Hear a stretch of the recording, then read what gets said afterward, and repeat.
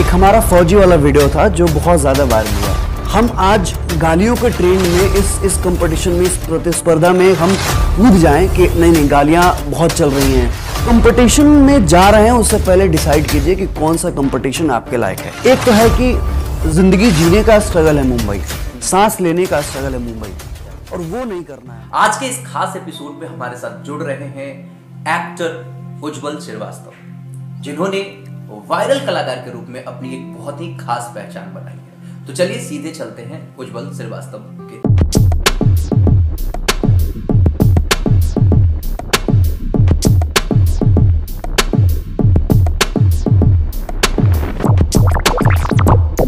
एहसान ऐसे होते हैं पिंकी जिसको कभी भुलाया नहीं जा सकता, और तुमने दोनों मेरे लिए किया है। सबसे पहले आपका इस शो में बहुत बहुत स्वागत है। बहुत बहुत धन्यवाद आपका भी। चलिए तो सीधे सीधे चलते हैं क्वेश्चंस पे। सबसे पहला सवाल आपसे है कि वायरल कलाकार के वायरल होने की क्या कहानी? वायरल कलाकार के वायरल होने की कहानी बहुत ख़ास भी है और कुछ वैसी भी नहीं है कि एक हमारा फौजी वाला वीडियो था जो बहुत ज़्यादा वायरल हुआ। आज सिर्फ पैसे कमाने की होती तो और भी ऑप्शन थे हमारे पास, पर ये जो वर्दी मैंने पहनी है ना, इसे कोई आम इंसान खरीद नहीं सकता है, इसे कमाना पड़ता है। एक्चुअली शुरू में मैं मोनोलॉग करता था, तो मोनोलॉग में एक बार हमने डिसाइड किया कि एक फौजी कैसे स्टोरी लाया जाए जो उनकी अपनी ज़िंदगी होती है। तो वो वीडियो आया, वो बहुत हिट किया और शायद वो वीडियो वायरल हुआ क्योंकि बहुत सारे लोगों ने, बहुत सेलिब्रिटीज़ ने, बहुत सारे चैनल्स ने भी बहुत प्रमोट किया, उसको दिखाया। तो यस, दैट वाज, कह सकते हैं कि वो एक था जो वायरल कलाकार को वायरल कलाकार नाम दिया। अब एक तरीके से देखा जाए तो आप जब काम शुरू किए होंगे तो कहीं ना कहीं ऐसा तो नहीं हुआ होगा कि अचानक से ये सारी चीज़ें मिल गई होगी। जब आपने YouTube चैनल की शुरुआत करा होगा तो आपको भी स्ट्रगल करना पड़ा होगा, आपने भी एक 2 100 सब्सक्राइबर के लिए एक तरीके से संघर्ष करा होगा। तो जब वो दौर रहा होगा तो कैसे मतलब अपने आप को हमेशा पॉजिटिव रख पाते थे आप? देखिए, पॉजिटिव रख पाने का एकमात्र कारण ये है कि आप सोचिए नहीं कि आपको पॉजिटिव होना है या नेगेटिव होना है। अपने आप को बिजी रखिए, और अगर आप बिजी रहेंगे तो आपके दिमाग में न ये ख्याल आएगा कि हम बहुत पॉजिटिव हमको होना है या बहुत हम नेगेटिव हो चुके हैं।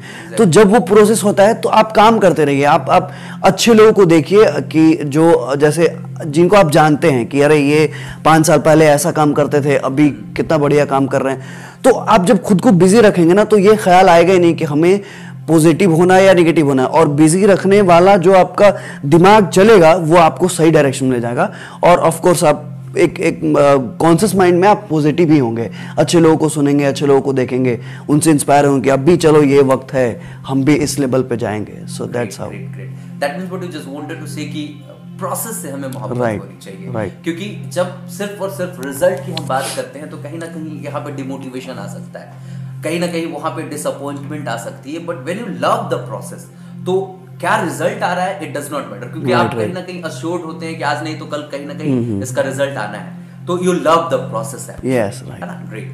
तो I just wanted to ask one more question कि जैसा कि किसी भी सफल इंसान के पीछे अगर आप जाके देखेंगे तो वो अपने लाइफ में कभी ना कभी असफल जरूर हुए। क्या आपके लाइफ की कोई ऐसी असफलता है? हाँ, देखिए, असफल होना, जिंदगी जस्ट लाइक अ गाड़ी कह सकते हैं। और मुझे ऐसा लगता है कि जब आप असफल होते हैं तो एक टाइम मिलता है आपको अपना गियर चेंज करने का। अब उस टाइम पीरियड में आप उसको चेंज करके स्लो भी जा सकते हैं और बहुत फास्ट भी जा सकते हैं। तो वो असफलता जब मिलता है तो सफल होने का ख्याल आता है कि अरे यार अब तो हम बहुत फेल हो गए, बहुत असफल हो गए। जो आपका माइंडसेट होगा अब सिर्फ सफल होने के लिए होगा।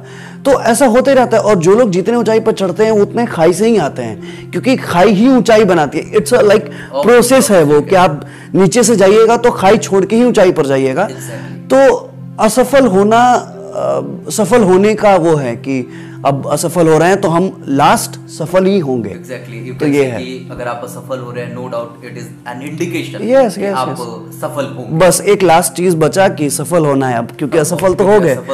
तो दैट्स हाउ आई थिंक कि that's a great thing actually. और ये आज के यूथ्स को बिल्कुल समझना चाहिए, क्योंकि जैसा कि आपने भी देखा होगा और हम लोगों ने भी देखा है, सोसाइटी में इस तरीके से चीजें हो रही है कि आज यूथ बड़ी हड़बड़ी में, और इस हड़बड़ी की वजह से वो कई बार असफल तो होते हैं, लेकिन वो असफल होने के बाद ऐसा नहीं कि वो फिर से प्रयास करें, वो रुक जाते हैं, थम से जाते हैं। वही कहते हैं ना कि सुसाइडल अटेम्प्ट्स तक लेते हैं। इस बारे में क्या वो क्या है ना कि अभी रील की दुनिया में लोग रियल रहे ही नहीं।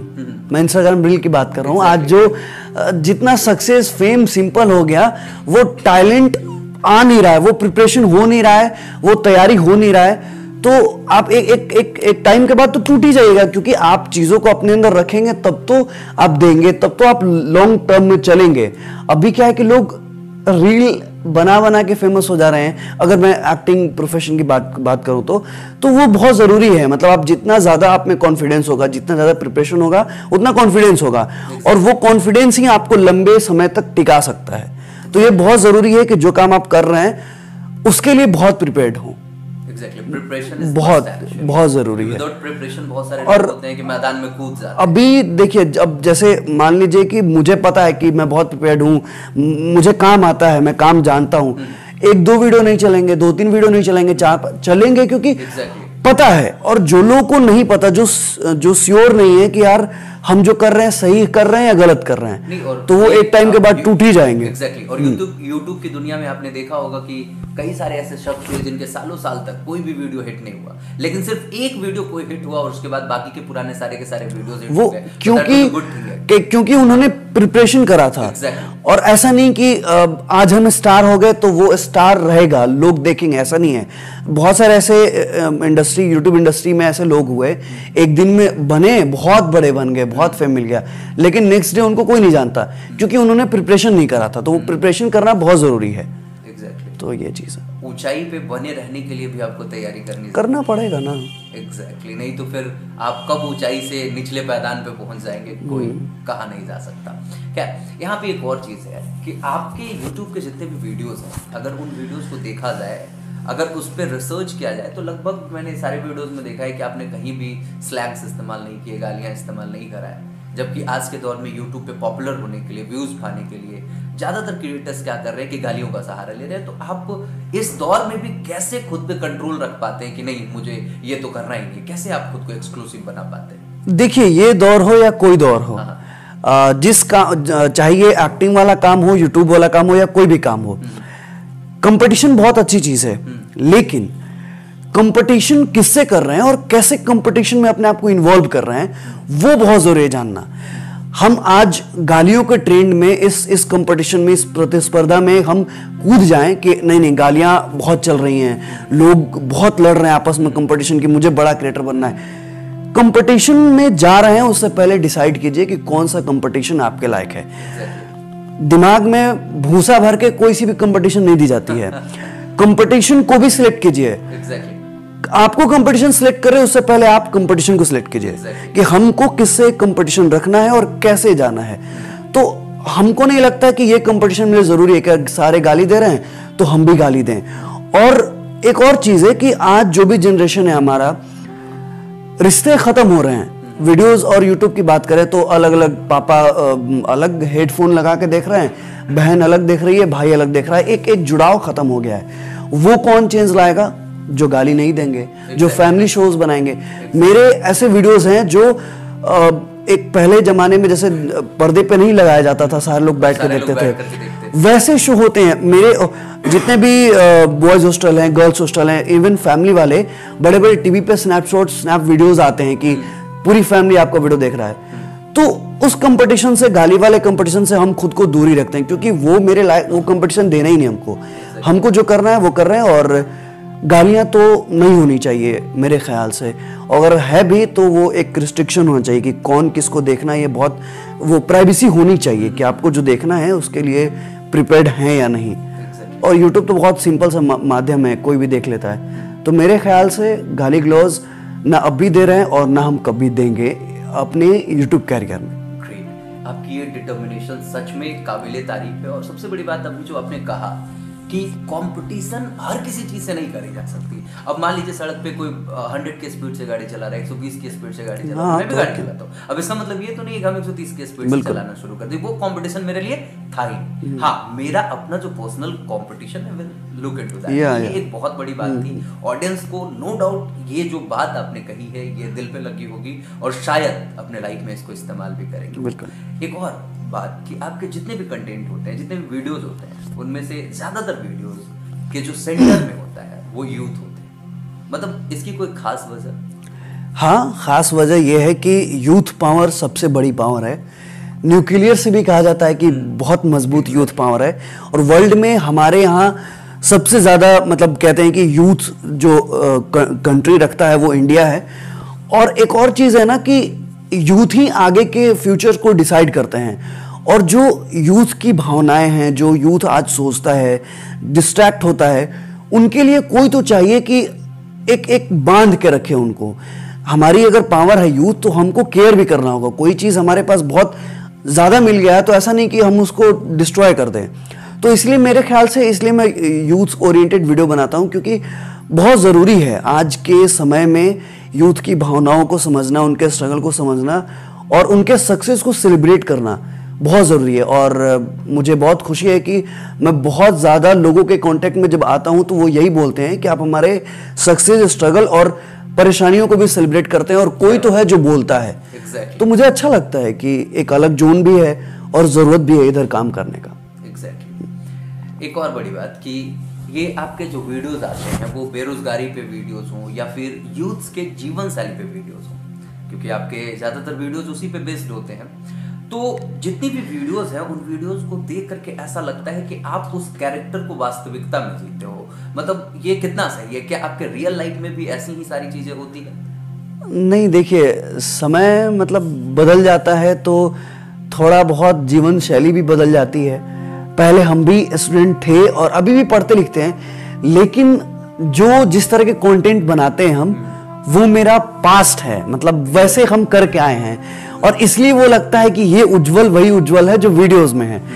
लेकिन अब थोड़ा बहुत चीज़ें, मतलब अब तो जैसे लोग पूछते हैं कि आप क्या चीज़ का पढ़ाई करते हो, उनको लगता है कि मैं किसी SSC UPSC इस चीज़ की तैयारी करता हूँ, लेकिन नहीं, मैं अब अभिनय की तैयारी करता हूँ। और थोड़ी सी चेंज है, मैं अभिनय का छात्र हूँ जैसे लोग SSC और किसी भी कोर्स के छात्र होते हैं, तो वैसा नहीं है। लेकिन हाँ, पास्ट रहा है तो चीज़ें वहाँ से उठा के वीडियोस में दिखाता हूँ, तो लोगों को लगता है कि ये रियल है, और वही एक एक्टर की जीत होती है, आई थिंक। बिल्कुल, बहुत बड़ी बात। जैसा कि एक दौर था जब आप UPSC इश्क UPSC समथिंग करके कोई वीडियो बना रहे थे, तो उस वक्त आपने अपने इंस्टा वगैरह प्रोफाइल में लगा था आप चले दिल्ली UPSC करने। तो मतलब हमें लगता है कि बहुत सारे मैसेजेस भी आपको कांग्रेचुलेशंस के आ गए होंगे कि भाई चलिए UPSC अब निकाल ही लीजिए, ऐसा हुआ? आज तक आते हैं सर, मतलब इनफैक्ट लड़कियां भी मैसेज करती हैं, तो कौन सा कोर्स है UPSC देने के लिए, और सर कौन सा कोर्स है, ऐसे रिएक्ट करती हैं। पहली बात तो ना मैं लगता हूँ सर जैसा, ना UPSC स्प्रिंट जैसा, लेकिन हाँ, उस समय मुखर्जी नगर इसलिए जाने के लिए बोला ताकि लोगों का अट्रैक्शन हो सके।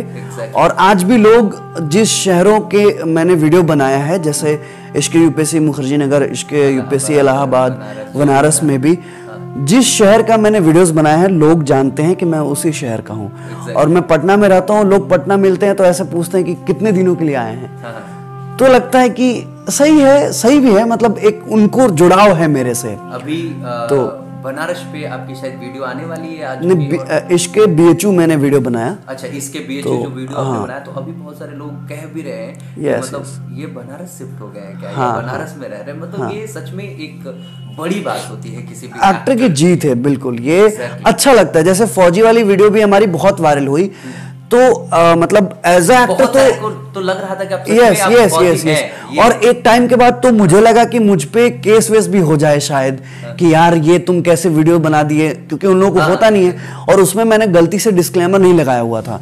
तो वो चीजें हुई, लेकिन एज अ एक्टर मुझे ज्यादा फायदा, जिस तरीके का वो वीडियो वायरल हुआ था, लोग बन जाते हैं सर, लिटरली। मतलब वैसे वीडियोस अगर वायरल होते हैं, इवन आपके वो वीडियोस हमें याद है कि बड़े बड़े न्यूज चैनल पे दिखाए जा रहे थे, देखिए एक फौजी ने क्या कहा। यस, नॉट लाइक कि एक्टर ने, और वही चीज गड़बड़ हुआ, फौजी ने क्या कहा और वो वायरल। हरभजन सर ने ऐसे लिख के डाला, हमारे इंडियन प्राउड क्रिकेटर, कि ये फौजी भाई ऐसे वैसे। अगर लोग रिकॉग्नाइज कर लेते कि ये एक एक्टर है तो सीन कुछ और होता। लेकिन यस, अगर एक फौजी की कहानी देने में अगर सफल हुए हम एक फौजी के रूप में ही, वो भी मेरे लिए बहुत बड़ी बात है और खुशी की बात है। एक और सवाल है आपसे कि आपने थिएटर भी किया और ऑन कैमरा एक्टिंग कर रहे हैं अभी फिलहाल, तो इन दोनों में आपके लिए ज्यादा चैलेंजिंग क्या रहा? चैलेंजिंग ऐसा कुछ है नहीं, मतलब दोनों कह सकते हैं कि अलग अलग भी है, मतलब एक समानांतर ही है। थोड़े बहुत चेंजेस हैं थिएटर में अभिनय करने का और कैमरे पे अभिनय करने का। मज़ा दोनों में आता है सर। थोड़ी बहुत अभी मतलब बिहार की बात करें तो मतलब ये ना कह सकते हैं कि कैमरा पे मूव करने का एक बहुत बड़ा रीज़न है। आपको सस्टेन करना है इकोनॉमिकली, आपको सस्टेन करना है फेम वाइज, और आपको काम करना है लॉन्ग टर्म में, तो आपको कैमरा पे मूव करना होगा। जैसा सिचुएशन है आज के थिएटर का, मैं 2-3 साल थिएटर मैंने भी किया है, एक्टिव था पटना रंगमंच में, और मतलब ये कह सकते हैं कि एक त्रासदी ही है कि जब हम बॉम्बे और दिल्ली के थिएटर को देखते हैं, उनकी मेहनत को देखते हैं, तो अपने यहाँ लगता है कि कहीं ना कहीं कमी है। जैसे मेरे साथ के जितने भी लोग हैं, कुछ ही लोग हैं जो बहुत अच्छा कर रहे हैं, बाकी वो स्कूल डेज वाला ही ड्रामा चल रहा है उधर। ये एक बहुत बड़ी लर्निंग मुझे लग रही है, उन तक पहुंचनी चाहिए। नहीं, जैसे पटना रंगमंच में ये ज्यादा है सर। हमारे यहाँ पटना में इकोनॉमिक वाले फेज से बहुत कम आर्टिस्ट हैं जो थिएटर से हैं। अगर आप दिल्ली या बॉम्बे के थिएटर को देखिएगा तो बहुत बड़ा कमर्शियल एस्पेक्ट है, उनमें 500-500 ज्यादा जैसे फिल्मों में टिकट लगते हैं वैसे होते हैं। हमारे यहाँ या तो सरकार या तो हम खुद नहीं बना पा रहे हैं। वो आर्टिस्ट यहाँ सबको मुफ्त में बिल्कुल नाटक दिखाना पड़ता है, दिखाना पड़ता है, करना पड़ता है, आर्टिस्ट को भी करना पड़ता है, आर्टिस्ट को भी पैसे नहीं मिलते हैं। तो थोड़ी बहुत मजबूरी भी थी हमारे लिए कि हमें जाना था। अगर हम उस स्टेज पे कैमरा पे मूव ऑन नहीं करते तो शायद चीजें मुश्किल हो जाती हमारे लिए भी। कितने लोग तो छोड़ देते हैं एक्टिंग करना सर। बहुत अच्छा आर्टिस्ट, बहुत अच्छा कलाकार ऐसी बर्बाद हो जाता है। अभी जो फेज है, क्योंकि प्लेटफॉर्म ही नहीं है, तो क्या करें? यही बात है। तो वो भी है, और एक ब्रॉड तो है ही कैमरा एक्टिंग और सोशल मीडिया। आज देखिए, अगर आपके पास कुछ आपके पास है चीजें, कुछ वैसे टूल्स हैं जो बहुत सही है, तो क्यों ना इस्तेमाल करें, क्यों ना उसका यूज सीखें। बहुत सारे थिएटर आर्टिस्ट हैं जो चाहते हैं कि नहीं ये बहुत गंदा है, ये थिएटर हमारा प्योर। रिस्पेक्ट है, लेकिन नए चीजों को भी आप देखिए, समझिए, वो भी जरूरी है। आज के चेंज में आपको ढलना होगा। तो दोनों मजेदार है सर, चैलेंजिंग दोनों ही है और दोनों मजेदार हैं। तो ये बहुत बड़ी बात और बहुत बड़ी लर्निंग आपने शेयर करा है उन लोगों से। ये हमारे पास एक और क्वेश्चन है आपसे कि जैसा कि मैंने आपके प्रोफाइल से देखा है कि आप न्यूज एंकर भी रहे हैं, ठीक है, तो उस दरमियान के कुछ ऐसे अनुभव जो आप साझा करना चाहें? देखिए, एक्टिंग करने से पहले या ड्यूरिंग एक्टिंग कह सकते हैं, बहुत सारा चीज़ सर हम वो किए हैं, मतलब बहुत सारा चीज़ों में घुसे हैं। हम बहुत अच्छे एडिटर भी बनना चाहते थे, बहुत अच्छे कैमरामैन भी, एक कैमरा वाला सेंस भी रखना चाहते थे, एंकरिंग भी चाहते थे। इनफैक्ट आरजेस का वर्क भी हमने ट्राई किया है, बहुत सारा ट्राई किया है। और एज अ एंकर काम करने का जो फील याद है मुझे कि वो बहुत कॉन्फिडेंस दिया बात करने का। द वे यू स्पीक, आप रोड पे जाकर के लोगों से पूछते हैं कोई भी सवाल, वो कॉन्फिडेंस कैमरा पे एकदम हमको फील होता है कि वो चीज का ही मेरा मिला हुआ है। और एक बहुत अच्छा वो है कि जिस शो में हम एंकर थे डीडी बिहार पे, उसी शो में मुझे एज अ गेस्ट बुलाया गया और मेरा इंटरव्यू हुआ। बहुत बड़ी बात। और वो चीज जब हुआ तो लगा कि एंकरिंग करना भी सफल हो गया। एज अ एंकर जिस सीट पे बैठ के दूसरे से सवाल कर रहे थे और दूसरे के काम को अप्रिशिएट कर रहे थे, विद इन 1 ईयर वो सीट चेंज हो गया। और जगह जब चेंज होती है ना सर, ये अपने आप में बहुत बड़ी बात। हाँ, और जगह जब चेंज होती है तो लगता है कि सही जा रहे हैं। एग्जैक्टली, हाँ, ग्रेट। यदि मैं गलत नहीं हूं तो आपने एज ए प्रैंक स्टार शुरुआत करा था, तो फिर आपने कौन सी ऐसी वजह रही कि अपने आप को बदलना मुनासिब समझा? देखिए, होता क्या है ना कि जब आपके अंदर से कुछ निकले, जैसे आप सोच रहे हैं कि ये काम कर रहे हैं, लेकिन अब हमको नया ट्राई करना है, वो इंसान जो पक गया काम से, जैसे अगर हम प्रैंक कर रहे थे, हमको लगा अब इसमें इससे ज्यादा हम कुछ एफर्ट डाल नहीं सकते हैं। और एक कलाकार ना मैकेनिज्म से बहुत डरता है सर। वो मशीन नहीं बनना चाहता है कि यार सुबह उठना है और ब्रश ऐसे करना है, ऑफिस जाना है और आ जाना है। उसके लाइफ में रोज हर्डल्स चाहिए, रोज प्रॉब्लम चाहिए और रोज सॉल्यूशन भी चाहिए। अब प्रैंक करने टाइम ये था कि एफर्टलेस काम था मेरे लिए। शाम में गए, 2 लोगों से कुछ कुछ किए और अपने लिए कुछ था ही नहीं, मतलब वो एक जॉब हो गया था कि ऐसे जाओ करो। नया कुछ करना था, नया कुछ सीखना था, नहीं मिल पा रहा था। एकदम लग रहा था कि अब हो गया, ये लग रहा था कि इस फील्ड के हम हो गए। और वो चीज बहुत घातक है। तब हम वहां से मूव ऑन किए और एक नई, मतलब वो भी टीम शामिल थी और कुछ नए लोगों के साथ कुछ नया ट्राई करने की कोशिश की और ये चल रहा है।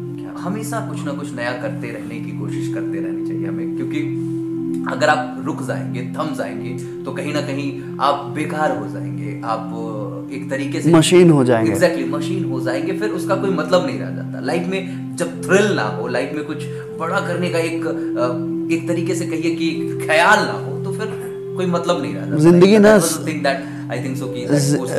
जिंदगी सस्पेंस वाली फिल्म होनी चाहिए सर। एग्जैक्टली मजा बहुत है। एग्जैक्टली मतलब सब किलर है कि ऐसी है जिंदगी एक नॉर्मल, तो फिर वो मजे की बात नहीं। मतलब हमेशा लगना चाहिए कि यार आगे क्या है ना। वही जैसे वही मूवी वाली बात होगी कि मूवी में अगर सब आपको पता चल जाए तब क्या है, इसलिए इंटरेस्टिंग। और जैसे आप अपनी फिल्म को जिंदगी को सस्पेंस वाली फिल्म बनाएंगे ना, तो लोग भी आपसे जुड़े रहेंगे, लोग भी आप में इंटरेस्ट लेंगे। उन्हें अगलेपन क्या होने वाला है इसका इंतजार ख्याल नहीं आता है। राइट, एग्जैक्टली यही है। ये एक बहुत बड़ी बात है। खैर, जब फिल्म की बात हो रही है तो मुझे याद है कि आपने एक भोजपुरी की शॉर्ट फिल्म भी करी है, ब्रीथ, आई थिंक सो कि हाँ ब्रीथ, और उसे अवार्ड्स भी मिले हैं आपको, बेस्ट इंटरनेशनल फिल्म फेस्टिवल में, इंटरनेशनल फिल्म फेस्टिवल। इस फिल्म के बारे में कोई अनुभव साझा करना चाहेंगे? सर वो कहते हैं ना कि जौहरी ही सोने की या चांदी की पहचान करता है, और या पत्थर पहचान करके, मतलब पत्थर को बोलता है तुम तो सोना हो, तुम तो चांदी हो। वो फिर पत्थर अपने आप को ऐसे ढालता है, वो दिखने की कोशिश करता है। वाकया ये है कि जब मैं प्रैंक करता था तो चीजें बहुत, जैसे मैं बताया कि अब खत्म के कगार पे थी यार, बहुत हो गया ऐसे वैसे। तो राहुल केसिंग सर जिन्होंने फिल्म डायरेक्ट की है, वो उन्होंने देखा एक बहुत पहले का काम मेरा, ब्लडस्टोन फिल्म थी जो एडिटिंग जब मैं करता था तो वहाँ का एक प्रोजेक्ट था, इंस्टीट्यूट प्रोजेक्ट था। तो वो उन्होंने देखा और बोला कि तुम एक मेरे साथ फिल्म करो, मतलब ऐसे एक्सपेरिमेंट। वो फिल्म बना और वो फिल्म ना हमको क्लियर कर दिया कि नहीं, प्रैंक तो अब नहीं करना है, क्योंकि वो एकदम से नया था। उसके पहले मैं बहुत कॉमेडी फालतू सा टाइप का, मतलब एक होता है ना कि कोई अपना वो शेप वाइज काम नहीं था, कुछ भी कर दिया, कुछ भी बोल दिया। वो फिल्म के बाद मेरे अंदर बहुत बदलाव आया, चाहे वो डायरेक्शन में मिल गया बहुत अच्छा, और वो ना एक जून दिया कि मेरे को ऐसे जाना है और ऐसी तैयारी करनी पड़ेगी, ऐसी चीजें होंगी। और ब्रीथ बनने के बाद बहुत अलग कॉन्फिडेंस मिला है सर एज अ एक्टर। और राहुल केसिंग जिस तरह से उन्होंने, उस समय एकदम नया था मैं, और जिस तरह से उन्होंने डायरेक्ट करके बनाया, आज तक उनकी बातों से ही वायल कलाकार चल रहा है, जैसे मुझे ऐसा लगता है। और वो फिल्म बहुत चेंज लाया मेरे पेरेंट्स के दिमाग में भी, पब्लिक के दिमाग में भी। एक एक्टर, बतौर एक एक्टर थोड़ी बहुत पहचान उसी से मिली कि अच्छा एक्टिंग कर सकता है, और वो एक्टिंग, वो प्रिपरेशन आज तक कंटिन्यू है अभी भी। ग्रेट। अपनी तारीफ हर किसी को पसंद होती है। जब आपको अवार्ड्स मिलते हैं तो नो डाउट ये कहीं ना कहीं आपके काम की तारीफ ही हो रही होती है। आप अपना पर्सनल अनुभव साझा करें कि जब आपको आपके फिल्मों के लिए अवार्ड्स दिए गए तो उस वक्त कैसा महसूस हुआ? सर कुछ खास नहीं महसूस होता है हमको। महसूस ये होता है कि अवार्ड शो में मेरे पापा मेरे फर्स्ट रो में बैठे ताली बजाते हैं। पापा के ताली बजाने, मतलब मम्मी पापा पेरेंट्स के वो काम, सपोर्ट जब वो करने लगते हैं जो आपको पसंद हो। हमारे यहाँ यूपी बिहार या फिर हमारे जो पूर्वांचली जोन है, यही एक सक्सेस है कि आपके मम्मी पापा आपके काम को सपोर्ट करते हैं। उससे बड़ा सक्सेस यूपी बिहार और पूर्वांचल के छात्रों के लिए, लोगों के लिए कुछ है ही नहीं। बच्चे को अगर एक छोटा सा मेडल भी मिल जाता है तो माँ बाप उसका जश्न मनाते हैं। और जब मुझे ब्रीथ के लिए अवार्ड मिला, वो पता था कि हम अच्छा काम किए हैं। वो ऑलरेडी आप जब जैसे आपको लग रहा है अरे यार ये बहुत अच्छा काम कर दिया हमने, इसके लिए तो आप प्रिपेयर्ड ही नहीं थे। उस समय मैं प्रिपेयर्ड नहीं था कि वैसे काम कर सकता हूँ। जब वो अवार्ड मिला तो हमको पता था कि अरे फिल्म बहुत अच्छा है, मिल जाएगा। मतलब एक होता है आपको अपने काम के लिए रिस्पेक्ट। मम्मी पापा जब बैठे, पापा आए हुए थे, जब वो ताली बजाए, महेश भट्ट, सपना चौधरी और पता नहीं क्या क्या कौन कौन से बड़े सेलिब्रिटीज थे, उस जोन में पापा को देखना और वो मेरे लिए जब ताली बजा रहे थे, तो वो अवार्ड था सर। हम तो ये फोटो सिर्फ क्लिक करा रहे थे, दिमाग और तो उधर ही था कि मतलब पापा बैठे हैं, उनको कितना अच्छा लग रहा है। तो मतलब ये अलग ही वाकया है कि यार मतलब पापा को पता था कि कुछ करे, मतलब एक होता है ना कि, लेकिन कॉन्फिडेंस उनको नहीं था। जब वो फिल्म का अवार्ड मिला तो उनको कॉन्फिडेंस हुआ कि मेरा लड़का करेगा और यही करेगा और अच्छा करेगा। और अब तो मतलब फोन आता है तो क्या, पहले आता था कि पढ़ो लिखो तैयारी करो, क्या चीज की तैयारी कर रहे हो, अब आता है कौन सा वीडियो की तैयारी हो रही है। तो ये चीज चेंज बहुत बड़ा अवार्ड है सर, बहुत बड़ी चेंज है एक्चुअली, क्योंकि जिस परिदृश्य से हम और आप निकल के आए हैं, एक तरीके से अगर देखा जाए तो उस परिवेश में जनरली माँ बाप एक्सेप्ट नहीं करते कि उनके बच्चे इस तरीके के काम करें, और आपने इस चीज को बिल्कुल बखूबी संभाल लिया, मतलब अपने माँ बाप को समझा पाने में सफल हो पाए। नो डाउट आप कैसे हो पाए इसके पीछे सिर्फ इतनी वजह रही कि आप अपने काम पे फोकस रहे, नो डाउट। और टाइम देना चाहिए मम्मी पापा लोगों को, मतलब एकदम नहीं कि हमको ये करना है तो आज यही करेंगे। अब मम्मी पापा के खिलाफ नहीं, टाइम बहुत जरूरी है। उनको ये एहसास दिलाइए कि आप ये काम बेहतर तरीके से कर सकते हो, जो वो करने को बोल रहे हैं उससे बेहतर। मानेंगे, सब लोग मानता है। बिल्कुल सी बात है। नहीं तो आज के यूथ के साथ सबसे बड़ी प्रॉब्लम, हमारे तो माँ बाप ही नहीं मान रहे, हमारे तो माँ बाप ही हमारे खिलाफ है। बहुत बड़ा ही खिलाफ इसलिए होते हैं क्योंकि शायद आप उन्हें समझा नहीं पा रहे। बिल्कुल। और जब आप प्रोसेस को प्रेम करोगे, जब आप काम मेहनत से करोगे, और जब वो चीजें निकल करके आने लगेगी कि हाँ मतलब आप बहुत अच्छा कर रहे हो, तो ऑब्वियसली माँ बाप करते ही हैं। बिल्कुल सी बात है। क्या एक सवाल है कि आपके लाइफ में कोई ना कोई एक ऐसा मोमेंट जरूर रहा होगा जो सबसे बेहतरीन रहा होगा, best moment of your life, can you explain? अभी तो जैसे वायल कलाकार के बाद तो ऐसे बहुत सारे इवेंट्स छोटे छोटे जो हमेशा से सेलिब्रेट करता हूं मैं, कि यार कश्मीर बटालियन से वीडियो कॉल आता है और जब 20 जवान मुझे बोलते हैं कि प्राउड ऑफ यू बेटा, प्राउड ऑफ यू भाई, वो मोमेंट सर मतलब कांट इमेजिन कितना खुशी देता है कि वो क्या अब वीडियो कॉल पे हैं, हमारे देश के 20 जवान मेरे साथ वीडियो कॉल पे हैं और all are saying proud of you भाई। वो मोमेंट, या फिर बीएचयू में जाना और 10 मिनट के रास्ते के लिए 1 घंटा लग जाना, मतलब वो रास्ता 10 मिनट का था, पैदल चलेंगे तो वो लिटरली 1 से 1.5 घंटा मुझे लग गया क्योंकि लोग इतने मिल रहे थे। तो जब आपको अपने काम के लिए ऐसा अप्रिशिएशन मिले जो आप कभी नहीं सोचे हो, कि हम कभी नहीं सोचे थे कि हम कश्मीर के उस बटालियन से मिलेंगे जो हमारी टुकड़ी इतना मेहनत और इतना स्ट्रगल से अपने देश की रक्षा करती है, वो अप्रिशिएशन बहुत अलग है। वो ब्रीद के लिए अवार्ड मिलना, पापा का मान जाना, बहुत सारी ऐसी चीज़ें हैं जो लगता है कि सेलिब्रेट हमेशा करना चाहिए, और सेलिब्रेशन हमेशा आपको कॉन्फिडेंस ही देता है। यूट्यूब पे जब आप आए, आपने शुरुआत करा, तो लगभग कितने दिन लग गए होंगे आपको जब यूट्यूब पे आपको पहचान मिलने लगी? कितने दिन लगभग? मतलब देखिए ऐसा कोई मीटर तो नहीं है, लेकिन मेरे केस में या वायरल कलाकार के केस में कहा जाए तो जब से मतलब वो फौजी वाली वीडियो और यूपीएससी स्प्रिंट्स पे जितने भी वीडियोस बनाए हमें, तो एक मतलब इश्के यूपीएससी एक हमारा सीरीज चलता है जो बहुत सारे अलग अलग शहरों की कहानियां होती हैं, उनके मतलब रहने वाले लोगों की कहानियां, छात्रों की कहानियां होती हैं। तो जब से इश्के यूपीएससी चला वीडियो, तब से लोग रिकॉग्नाइज करने लगे कि अरे यूपीएससी पे बोलने वाला तुम ही हो ना जी। जी जी हम ही हैं। तो तब से ये एक बहुत बड़ी चीज़ है। हर किसी की ज़िंदगी में अच्छे दिन होते हैं, तो कुछ ना कुछ ऐसे भी दिन होते हैं, मोमेंट्स होते हैं जो बहुत ही खराब होता है। Can you say some moments of your life की वो सच में वर्स्ट मोमेंट थे आपकी ज़िंदगी के? पता नहीं, वर्स्ट मोमेंट तो नहीं कहेंगे, क्योंकि मतलब सीढ़ी जब बहुत लंबी है तो आप ऊपर चढ़ जाएंगे तो लगेगा कि पहला सीढ़ी बहुत मुश्किल था, लेकिन वो प्रोसेस था। अब जैसे पटना प्रैंक्सर छोड़ा हमने तो कुछ नया करना था, क्या नहीं करना था ये नहीं पता था, और एक अच्छा टीम, अच्छे टूल्स को छोड़ देना, और चीजें जैसे एक होता है ना कि आप बहुत चल रहे हो, जब अपने आप को ब्रेक करके किसी और फील्ड में जाते हो या फिर कुछ अलग ट्राई करते हो, तो वो एक फेज आता है। वो वर्स्ट डे नहीं कह सकते, लेकिन हाँ कैमरा एक ऐसा मेरे लाइफ का चीज है सर जिसके लिए हम बहुत वो रहते हैं, और जब हमने डिसाइड किया कि वायरल कलाकार बनाएंगे, तो एक लंबा प्रोसेस था जो मेरा बहुत खराब दिन में गुजरा, सिर्फ और सिर्फ कैमरे के लिए। रोते रहता था कि यार कौन कैमरा, लिटरली रोता था कि कौन देगा जो शूट करेंगे कल। सब कुछ प्लान्ड है, एक्टर हमारा, हम खुद प्रिपेयर्ड हैं, राइटिंग है, लेकिन कैमरा नहीं है।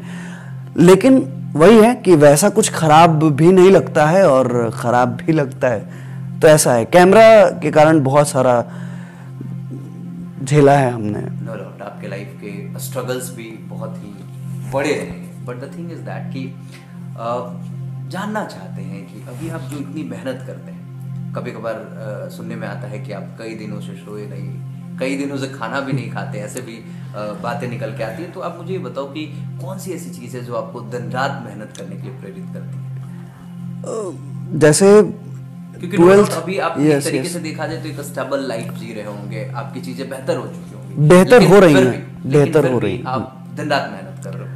नहीं, चीजें बेहतर हो रही हैं, लेकिन प्रेरित करता है क्या ना सर कि 11th 12th के बाद डिसाइड किया हमने कि एक्टिंग करेंगे। तब उज्जवल अकेला था सर, और अब उज्जवल करीब 10 लोगों के साथ है, और 10 लोगों की 10 फैमिली, यानी टोटल आप जिम्मेदारी समझिए कितनी बड़ी है। वो 10 लोग सिर्फ 10 लोग नहीं है, 10 फैमिली है। और जब हम रात में एडिट करते हैं तो बस यही ख्याल आता है सर कि जैसे मेरा लाइफ बेहतर हो रहा है, वैसे हम वो 10 लोगों की लाइफ को बेहतर करें। और वो जब 10 लोग दिखते हैं ना, तो हमको लगता है कि सबसे ज्यादा मेहनत हमको करना है, एज अ लीडर कहें, एज अ फेस कहें, वायरल कलाकार। तो वो चीज़ बहुत प्रेरित करती है कि जब आपके कारण 10 लोग खड़े हैं, काम कर रहे हैं, हम नहीं खाना खाए, शूटिंग हो रहा है, तो हमारे साथ साथ 10 लोग भी बिना खाए शूट कर रहे हैं। मेरा टीम सर बहुत प्रेरित करता है हमको काम करने का, और मेरे टीम में मेरे से बेहतर भी लोग हैं, वो भी और ज़्यादा इंस्पायरिंग है मेरे लिए कि मेरे बात पे, मेरे कहने पे, मेरे जुड़ाव से, मेरे लगाव से वो वैसे ही काम करते हैं जैसे हम मेहनत करते हैं। तो नो डाउट सर, टीम बहुत ज़्यादा इंस्पायर करता है हमको बहुत मेहनत करने के लिए।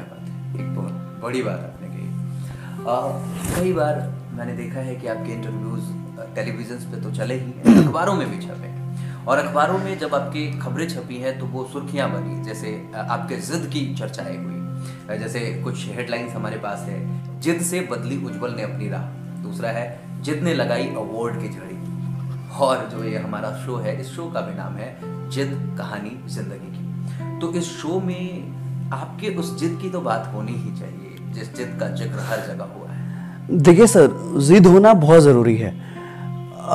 ये ऐसा नहीं कि आप एक एक्टर हैं, आप इन्फ्लुएंसर हैं या फिर बहुत फेम कमाना चाहते हैं। जिद उस छोटे से बच्चे से सीखा जा सकता है, जब वो माँ, जब वो पापा बोलने की कोशिश करता है, जब वो ऐसे खड़ा होकर चलने की कोशिश करता है। वो जिद हम बड़े होते हैं तो बहुत लोग खो देता है कि पता नहीं होता है कि इस चीज़ के लिए कैसे फाइट करना है, इस चीज़ को अचीव करने के लिए कितना जिद्दी होना ज़रूरी है। और वो ना हम सीखते हैं ऐसे कि अब जैसे आपके अंदर है कि यार ये चीज़ हमको करना है, तो आपको उसके लिए जिद्दी होने के साथ साथ मेहनती भी होना पड़ेगा। तो मेरे ख्याल से हम जितना जिद्दी हैं उससे ज़्यादा मेहनत करने की और मेहनती होने की कोशिश करते हैं। और हमको तो ऐसा लगता है कि जिद ना बहुत बहुत बड़ी बात है। किसी काम के लिए अब आप लग गए, आप जिद्दी हो गए, तो आपको सक्सेस मिलेगी ही सर। अगर आपने सोचा कि मुझे एक्टर बनना है, बहुत फेम कमाना है, या फिर सिंपल सी बात है कि आपको गाड़ी लेनी है, घर लेना है, जिस दिन आप उसके लिए जिद्दी हुए और प्लस मेहनती हुए, मिलेगा सर। इसलिए जिद्दी होना बहुत ज़रूरी है, साथ साथ मेहनती भी। हाँ, जिद्दी होना ज़रूरी है, लेकिन साथ में जो आपने ऐड ऑन करा है कि मेहनती, क्योंकि बहुत सारे लोगों के माइंड में ये मिसकंसेप्शन है बिल्कुल कि हम जिद करेंगे तो चीज़ें मिल ही जाएंगी। जिद करेंगे लेकिन आप एक्शन नहीं लेंगे, आप मेहनत नहीं करेंगे, तो शायद वो चीज़ें आपको हासिल नहीं हो सकती। ये बहुत बड़ी बात आपने कहा है। एक और सवाल आपसे कि इश्क ए स्याही के नाम से आप यूट्यूब चैनल पे कविता पाठ भी करते हैं, और अब जिंदा चौखट दरवाजे खिड़कियां हैं बस, कि घर बड़ा और दिल खाली खाली सा। आप एडिटर भी हैं, आप डीओपी का काम भी संभाल लेते हैं, आप डायरेक्शन भी कर लेते हैं, एक्टिंग भी कर लेते हैं, मतलब एक ही उज्जवल में इतने सारे टैलेंट कैसे?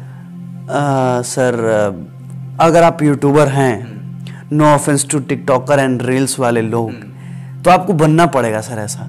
अगर आप यूट्यूबर हैं, देखिए एक अच्छे होटल का मालिक या अच्छे रेस्टोरेंट का मालिक वही बन पाता है जो एक सेफ भी हो, जिसको पता हो कि अगर उसका खाना बनाने वाला चला जाए तो उसको बनाने आना चाहिए। ऐसा नहीं कि हम दुकान खोल दे, रेस्टोरेंट खोल दे, बहुत अच्छा डिशेस बनाने वाले गायब हो गए तो आपका नहीं चलेगा। That's how YouTube work. YouTuber बनना है आपको तो प्रोडक्शन की सारी चीजें आपको सीखनी पड़ेंगी, एडिटिंग, कैमरा हैंडलिंग, क्योंकि जब आप चलते हैं ना सर तो अकेले होते हैं। टीम बनाने में तो बहुत लंबा, लाखों का टाइम, मतलब लाखों सब्सक्राइबर और एक लंबा पीरियड होने के बाद टीम बनता है सर। मेरे ये में तो था कि बहुत पहले से कुछ लोग थे, जैसे अजय और राहुल, रवीश, कुछ लोग थे जो बहुत पहले से थे। तो YouTube जब आप करते हैं और सोचते हैं कि हमको ये करना है तो प्रोडक्शन की सारी चीज़ें आपको सीखनी पड़ेगी। और इश्क़े स्याही का जो बात है वो हमारे राइटर की देना सर, वो हमसे सुई घोप घोप के वीडियो बनवाते हैं कि नहीं आपको करना है, नहीं आपसे बहुत लोग इंस्पायर होते हैं, आपको कविता आपसे सुनना चाहते हैं, बहुत लोग बोलते हैं आपकी आवाज़ बहुत अच्छी है, तो उन लोगों के लिए करता हूँ सर। बाकी एक्टिंग से ज़्यादा कुछ खास कुछ नहीं लगता हमको। लेकिन हाँ, कुछ लोग हैं जो मेरी आवाज़ को थोड़ा बहुत अप्रिशिएट कर देते हैं, तो उनके लिए लगता है कि कुछ तो करना चाहिए। नहीं, बिल्कुल करनी चाहिए। आपकी आवाज़ सच में काबिल तारीफ है, लोग पसंद करते हैं, लोग सुनते हैं। एक और सी बात मेरे मन में है कि आपने इंस्टाग्राम पे बहुत सारे सेलेब्स के साथ फोटो डाल रखा है। ऐसा लगता है कि कई बार वो सारे सेलेब्स ने आपको ये ऑफर जरूर करा होगा कि यार कहाँ हो, मुंबई आ जाओ। मतलब कैसे आप खुद पे ये कंट्रोल बना के रखे हुए हैं कि अभी भी बिहार में है? देखिए सर, ये बहुत बड़ी बात है ना सर कि अभी सीन क्या हो रहा है, जो भी लोग बिहार में अच्छा कर रहे हैं ना वो मूव कर जा रहे हैं, और मूव कर जा रहे हैं, करवाया भी जा रहा है, और उनके पास lack of tools, lack of opportunities भी हैं जिसके कारण उनको करना पड़ रहा है। मेरे से भी बहुत ऐसा लोग बोलते हैं अरे भाई तुम अच्छा कर रहे हो, तुमको तो मुंबई में होना चाहिए। सब बहुत सारे आते हैं, बहुत सारे ऑफर्स आए होंगे कि हाँ, मैं सब देख लूंगा। बिल्कुल ऐसे बहुत आते हैं, लेकिन दिक्कत वही है ना सर कि एक तो है कि जिंदगी जीने का स्ट्रगल है मुंबई, सांस लेने का स्ट्रगल है मुंबई, और वो नहीं करना है हमको।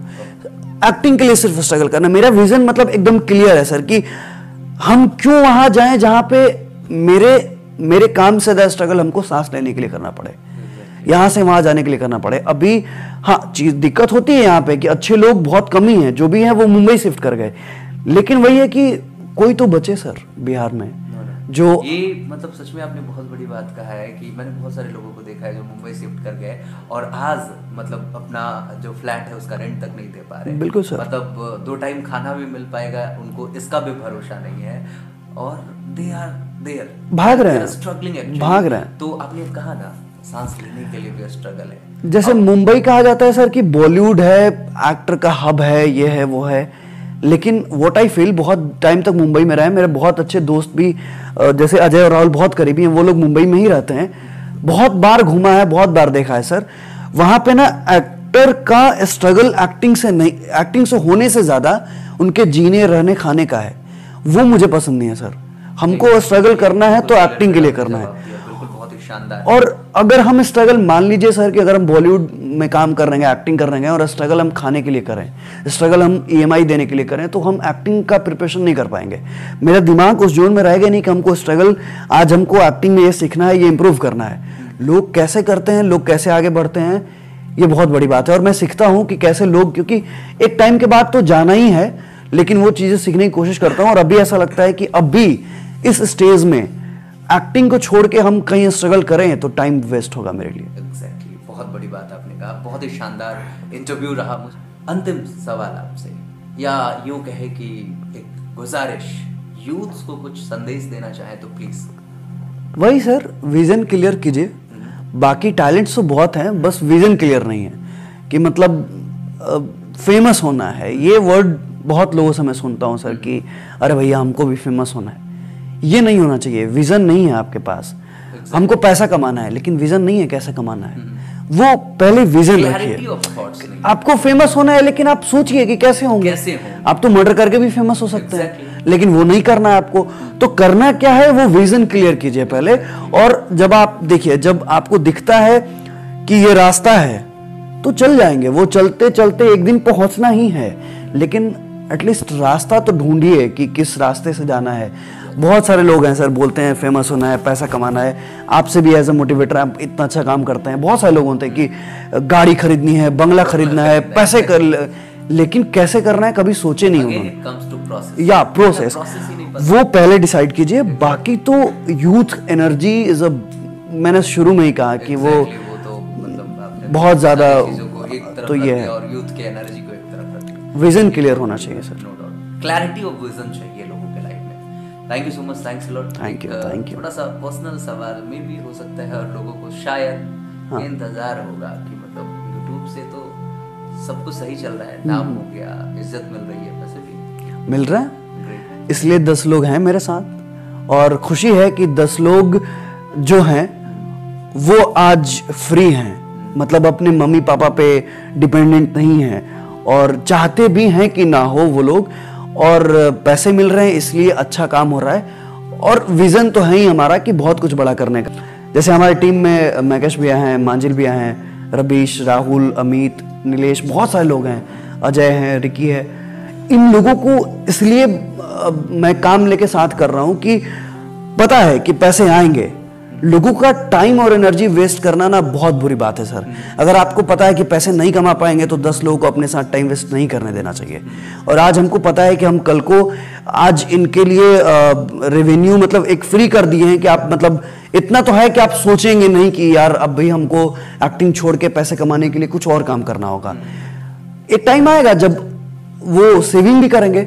तो वायरल कलाकार और as a leader, as a face, हमको यही लगता है कि पैसे आएंगे तो कलाकारों की इज्जत बढ़ेगी। आज अगर हम बैठ के आपसे बात कर रहे हैं तो मेरा दिमाग उस सेटअप में है कि हमको पापा से पैसे नहीं लेने हैं, हमको काम करने के लिए पैसे, मतलब एक फ्री माइंड सेटअप है, तभी क्रिएटिविटी आएगी, तभी काम कर पाएंगे। तो ये है, पैसे आ रहे हैं और आ जाएं तो ज्यादा अच्छा है। Thank you so much, thanks a lot. ये इंटरव्यू बहुत ही शानदार रहा। I am so much happy after interviewing you actually. Thank you. तो विदा लेते हैं दर्शकों से, लेकिन उससे पहले एक छोटा सा गिफ्ट जो हमारे चैनल की तरफ